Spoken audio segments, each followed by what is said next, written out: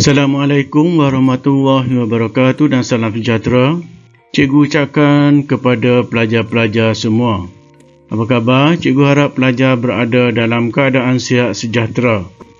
Pada kesempatan kali ini, kita akan teruskan pembelajaran sejarah KSSM tingkatan 1 pada tajuk bab 7 iaitu peningkatan tamadun India dan China. Perhatikan sebelah kanan ada tulisan 7.1 dan 7.2. Ini bermakna dalam bab 7 ini kita akan belajar 2 perincian. Sebelum meneruskan pelajaran, seperti biasa cikgu harap pelajar menyediakan pen dan kertas untuk mencatat butiran-butiran yang perlu dan mungkin boleh pelajar gunakan untuk menjadi rujukan di masa yang akan datang.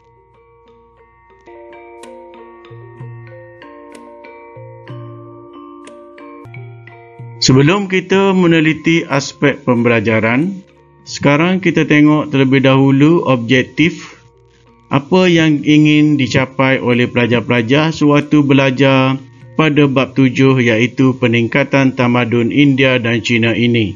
Pertama, mengenali lokasi peningkatan tamadun India dan China, menyenaraikan ciri-ciri perluasan kuasa, memahami peningkatan tamadun China dalam pendidikan dan seterusnya menyatakan nilai dan keilmuan yang ada pada masyarakat tamadun India dan China. Seterusnya, elemen kewarganegaraan dan nilai sivik ialah pertama, merumuskan kepentingan pendidikan sebagai ejen perubahan kepada kemajuan negara, mengambil iktibar dari perpaduan masyarakat memajukan negara. Ketiga, memupuk semangat cintakan ilmu pengetahuan dan juga teknologi. Dan yang keempat, menanam dalam diri pelajar satu sikap sukakan ilmu pengetahuan. Baiklah pelajar-pelajar, untuk penelitian pembelajaran kita untuk tamadun India, kita akan melihat 3 dinasti yang utama. Sebenarnya ada banyak dinasti di India, namun ada 3 yang cukup terkenal dan begitu berkuasa di India. Pertama, dinasti Nanda yang muncul pada tahun 345 sebelum Masihi sehingga 321 sebelum Masihi. Yang kedua, dinasti Maurya 322 hingga 185 sebelum Masihi. Seterusnya, dinasti Gupta yang muncul 320 Masihi sehingga 550 Masihi. Kalau pelajar perhatikan perenggan masa antara dinasti Maurya dengan dinasti Gupta itu agak lama.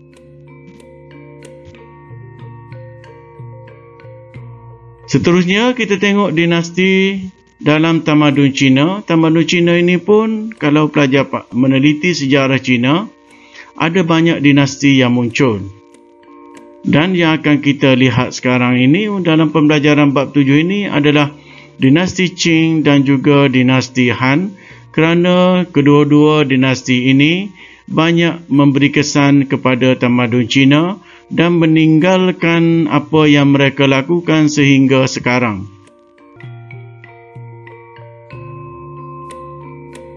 Tujuh 7.1 Tamadun India. Kalau pelajar perhatikan, ini adalah peta benua kecil India yang terdiri daripada pelbagai sungai. Antara sungai yang terkenal adalah Sungai Ganges.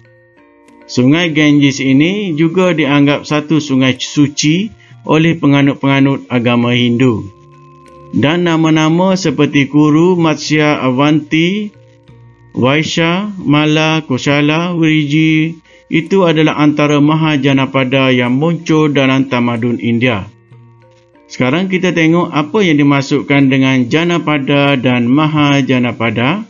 Dan kadang-kadang disebut dalam istilah panggilan orang India sebagai Janapat dan Mahajanapat.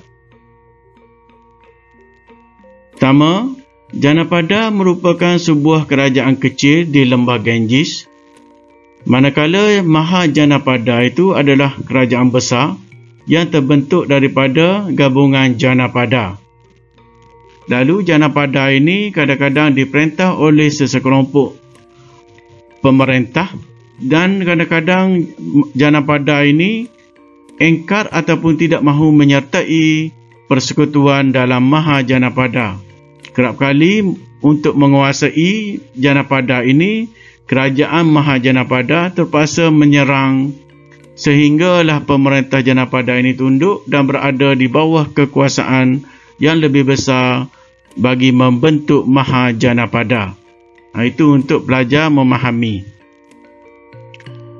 Ini adalah peta yang berkaitan dengan sebuah kawasan yang penting dan melahirkan banyak dinasti di India, iaitu Magadha. Tengok, kerajaan Magadha adalah Mahajanapada terkenal yang terletak di lembah Ganges yang strategik. Kemunculan kerajaan Magadha melahirkan 3 dinasti iaitu Nanda, Maurya dan Gupta.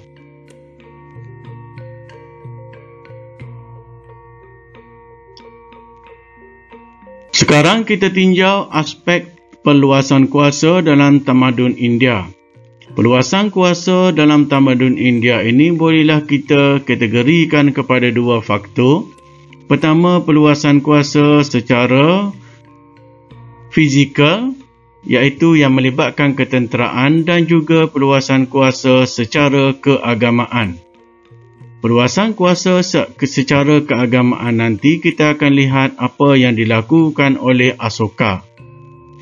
Seterusnya, pembinaan perluasan kuasa oleh tamadun India ini, terutama sekali oleh dinasti-dinasti yang utama, Nanda, Maurya, Gupta, ditunjangkan oleh 5 faktor yang utama. Pertama, kekuatan ketenteraan, dasar pemerintahan, sumber manusia, diplomasi, keagamaan dan juga sumber keuangan yang teguh dan mencukupi. Apa yang dimaksudkan dengan perluasan fizikal? Perluasan fizikal bermaksud perluasan kuasa oleh sesebuah kerajaan ke atas kerajaan yang lain. Contohnya seperti yang cikgu beritahu tadi, sesebuah Janapada boleh menyerang Janapada yang lain untuk meluaskan kuasanya, dan sesebuah Mahajanapada boleh menyerang Janapada yang lebih kecil agar Janapada yang kecil itu berada di bawah taklukan Mahajanapada tersebut. Kerajaan yang ditakluk akan mengakui kekuasaan pihak penakluk dan akan mematuhi peraturan seperti membayar ufti atau cukai. Kekuatan ketenteraan, disiplin tentera dan peralatan menentukan kekuatan sesebuah kerajaan. Sebab itulah negara kita sekarang tidak akan ketinggalan untuk memiliki persenjataan-persenjataan yang canggih untuk mempertahankan kedaulatan negara. Sekarang kita teliti 5 aspek perluasan kuasa di dalam tamadun India. Pertama, kalau kita tengok di atasnya, iaitu perluasan kuasa daripada segi kekuatan ketenteraan. Untuk meluaskan kuasa kepada sesebuah kerajaan daripada kerajaan yang lain, kekuatan ketenteraan amat diperlukan oleh sesebuah kuasa ataupun pemerintah yang ingin meluaskan kuasanya. Tenteranya mestilah yang kuat serta mampu menyerang dan mempertahankan negara. Bila kita menyebut ketenteraan ini, sudah tentu kita akan teringat pada bab yang lalu dalam tamadun Yunani, iaitu tentera Sparta. Kedua, kita tengok dasar pemerintahan. Polisi dan corak pemerintahan seseorang raja menentukan dasar perluasan kuasa yang akan dibuat. Contohnya, sekiranya raja tersebut lemah, bermakna negaranya tidak akan kuat.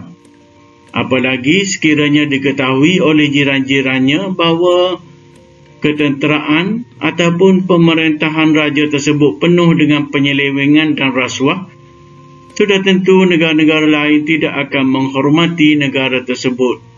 Begitu jugalah dengan negara kita. Sekiranya negara kita tidak menguatkuasakan sepenuhnya undang-undang rasuah dan penyelewengan, sudah tentu nama baik negara kita akan tercela ataupun tercemar di mata dunia.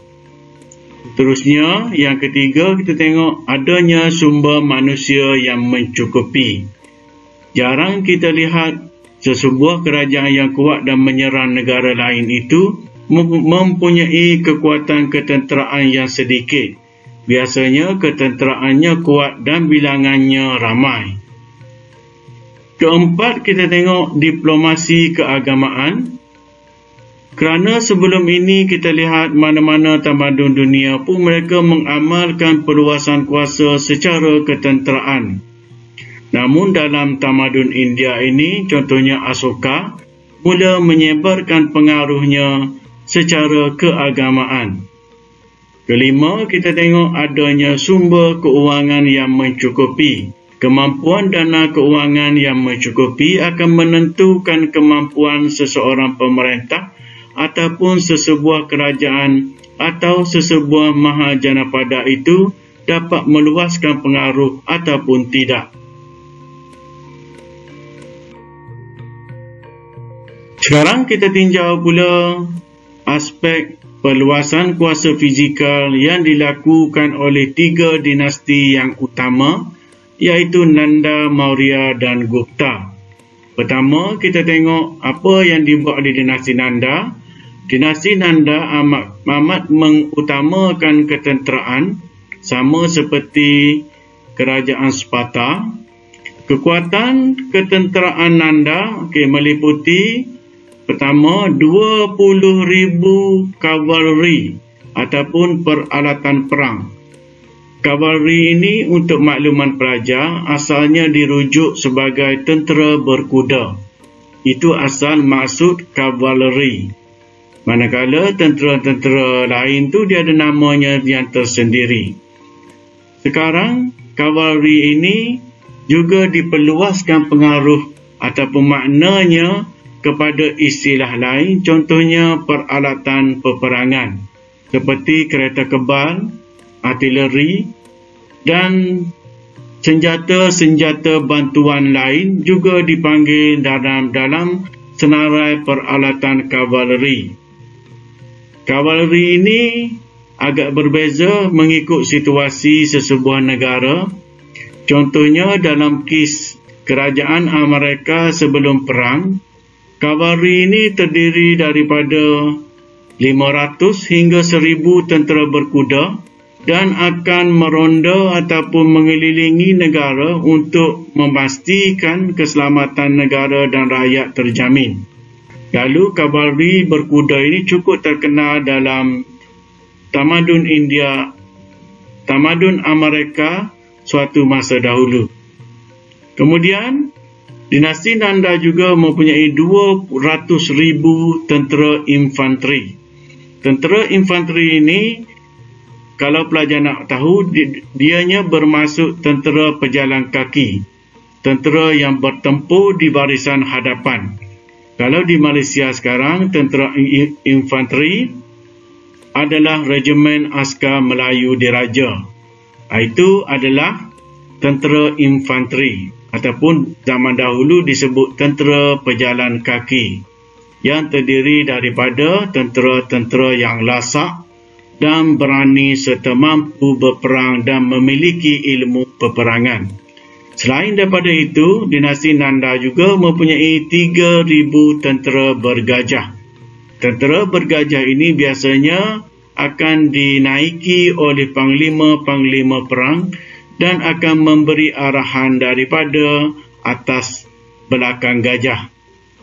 Seterusnya kita tengok Empayar Nanda bermula dari wilayah Bengal hingga ke Punjab di barat. Ini suatu wilayah yang cukup luas, satu konsep mahajanapada yang cukup luas. Pusat pemerintahannya adalah Pataliputra. Pas ni pelajar-pelajar boleh tengok bagaimana Pataliputra ini bersilih ganti dikuasai oleh pelbagai dinasti di India.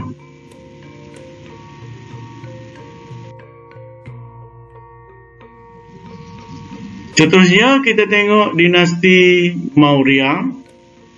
Ini adalah patung pemerintahnya yang terkenal iaitu Asoka. Pertama kita tengok dinasti Maurya juga mengutamakan ketenteraan.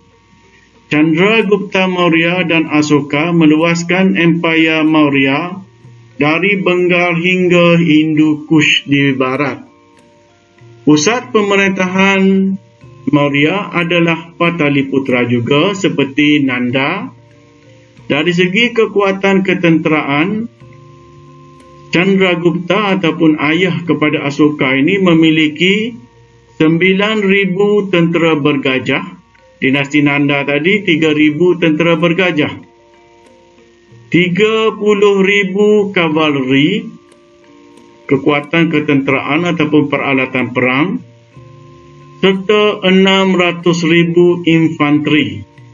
Kalau kita lihat dinasti Nanda ada 200,000, manakala dinasti Maurya ini ada 600,000 infanteri. Asoka berjaya menguasai Kalinga dalam satu peperangan yang hebat dan dahsyat. Penaklukan oleh Asoka ke atas Kalinga membawa kehilangan 100,000 orang dan 150,000 rakyat Kalinga kehilangan harta benda. Ketenteraan Asoka meninggal 100,000, manakala rakyat Kalinga 150,000, termasuk yang kehilangan harta benda yang musnah akibat peperangan. Asoka kerana menyesal dengan apa yang berlaku di Kalinga kerana pembunuhan tersebut, akhirnya berpindah agama daripada Hindu kepada ajaran Buddha. Sekarang kita tengok dinasti yang seterusnya, iaitu dinasti Gupta. Kerajaan Gupta mencapai zaman kegemilangan semasa pemerintahan Chandragupta pertama 320 hingga 335 Masihi. Ini pelajar kena bezakan dengan Chandragupta yang pertama dalam Maurya tadi. Itu orang yang lain. Melancarkan perluasan kuasa melalui kekuatan ketenteraan hingga menguasai kerajaan dari Bengal hingga Punjab. Masih menjadikan Pataliputra sebagai pusat pemerintahan bagi dinasti Gupta. Empayar Gupta terkenal dengan penggunaan duit shillingnya dalam urusan perdagangan dan juga urusan perniagaan. Shilling yang digunakan oleh tamadun dinasti Gupta.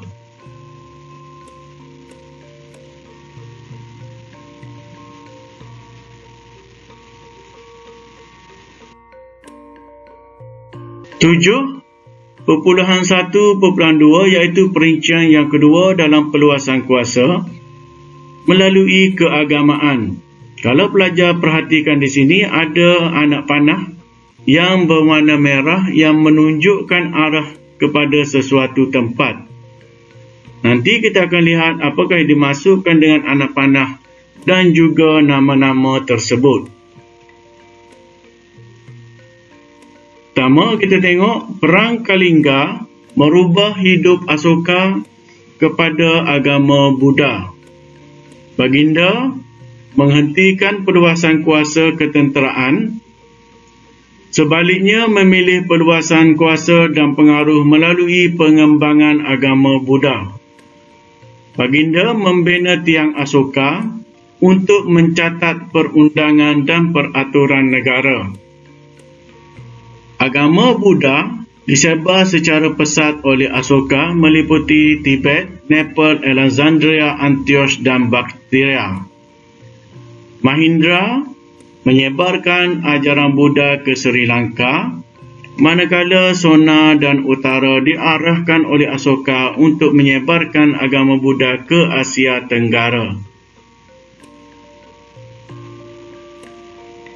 Zaman pemerintahan Gupta ataupun zaman dinasti Gupta dikatakan zaman keemasan agama Hindu kerana zaman ini wujudnya perkembangan agama Hindu, kebudayaan, kesusastraan, seni bina dan perdagangan. Raja Samudragupta dikenali sebagai kawi raja ataupun raja penyair kerana meminati puisi. Puisi itu kalau pelajar nak faham sajak lah. Okey, sajak. Itulah saja pembelajaran kita untuk Tamadun India 7.1 Sejarah KSSM tingkatan 1. Pastikan pelajar mengikuti video sambungan iaitu 7.2 untuk kita meneliti pula tamadun Cina dan sumbangannya. Pastikan pelajar tidak ketinggalan untuk mengikuti tamadun Cina dan aspek-aspek menarik dalam tamadun Cina, terutama sekali penciptaan kertas serta sistem peperiksaan yang ada dan diamalkan dalam tamadun Cina. Untuk itu, jumpa lagi pada video tamadun Cina. Sekian, terima kasih. Assalamualaikum warahmatullahi wabarakatuh dan salam sejahtera.